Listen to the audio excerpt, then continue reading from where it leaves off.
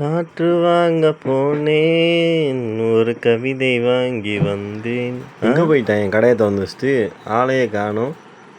வேலை வேறு கிடக்கு, கடையை திறந்து போட்டு போயிட்டாங்க. என்ன பண்ணுறாங்க தெரியலையே. டேய் ஊத்துறா, அண்ணன் வரவங்களும் ஆள் கட்டி கட்டி அடிச்சிருவோம். அவரு கூட எப்போ வரான்னு தெரில.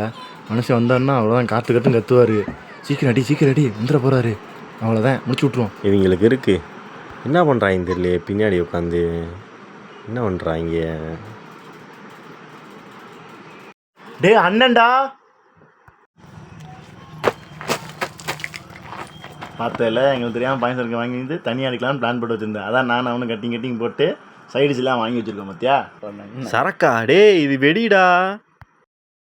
என்னது வெடியா?